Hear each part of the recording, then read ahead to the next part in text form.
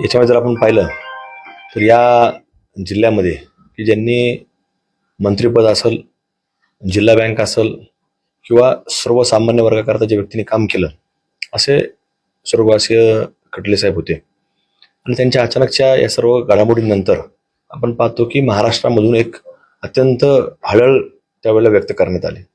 आणि त्यावेळेसपासून जर आपण पाहिलं तर त्यावेळेला देखील मुख्यमंत्री महोदय हे कुठल्या तरी राज्यामध्ये निवडणूक चालू होती आणि त्या निवडणुकीच्या प्रचारात ज्यावेळेस त्यांना कळालं तर ताबडतोब त्यांनी दुपारी तिथून महाराष्ट्राकडे प्रस्थान केलं.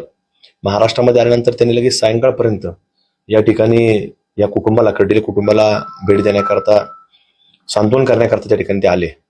आणि त्यावेळेसपासून त्यांची भूमिका आहे की या कुटुंबाने एक सर्वसामान्य वर्गाकरता, शेतकरी वर्गाकरता त्यांनी काम केलेलं आहे. म्हणून त्या कुटुंबाच्या पाठीमागं उभं राहण्याचं काम हे त्यावेळेसपासून त्यांनी ती भूमिका बजावली. आणि ते आजही अगदी उमेदवारी जाहीर करण्यापर्यंत त्या मुख्यमंत्री देवेंद्रजी फडणवीस साहेब असतील, त्यांनी ती भूमिका बजावली आहे. कोणाला आपण काही म्हणू शकत नाही. विनंती करणं आपलं काम आहे. पण विनंतीच्या बाबतीमध्ये त्यांनी सांगितलं की आमचा प्रयत्न राहील. पण प्रयत्न जरी झाला नाही तर कर्डिले साहेबांचं जे काही एक जनतेशी जोडलेलं नातं होतं तर त्याच प्रकारचं मागच्या काही 2000 अगदी 21-22 पासून अक्षयदादा कर्डिले यांनी देखील एक विश्वासाचं नातं प्रत्येक युवकाच्या मनामध्ये, प्रत्येक माय माऊलीच्या मनामध्ये त्यांनी स्वतःच्या संपर्काच्या माध्यमातून आणि कर्डिले साहेबांचं प्रतिनिधी म्हणून हे मागच्या 2021-22च्या कालखंडापासून ते स्वतः फिरतायत. आणि 2024ची देखील विधानसभा ही जरी कर्डिले साहेब निवडून जरी आलेले असले तरी त्यावेळेला अक्षय कर्डिले याच नावाने एक फार मोठ्या सगळ्या मतदारसंघामध्ये त्यांनी काम केलेलं होतं. आणि सातत्यानं फिरणं असेल, संपर्क असेल, सर्वसामान्य वर्गामध्ये दुःख असेल, सुखदुःखामध्ये फिरणं असं अक्षयदादांनी केलेलं आहे.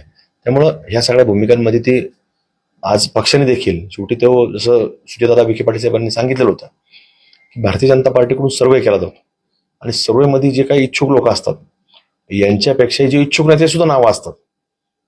त्यामुळं इच्छुकांपेक्षाही जे नसणाऱ्यांचे नावं आणि त्याच्यामध्ये जर सर्वेच्या माध्यमातून जे नाव डिक्लेअर झाले तर ते कुठेतरी एक फार मोठ्या मताधिक्याने निवडून येण्याचं मार्जिन असल्या कारणात त्याचं आता नाव डिक्लेअर झाले. आणि तशा प्रकारे जो निकाल 23 तारखेला मतदान होणार आहे, जो मे महिन्यात 4 तारखेला निकाल लागेल तो निश्चित रूपानं कर्डिले साहेबांच्या आशीर्वादात निकाल लागेल ही खात्री या निमित्तानं माझ्यासारख्या कार्यकर्ता म्हणून मी व्यक्त करतो.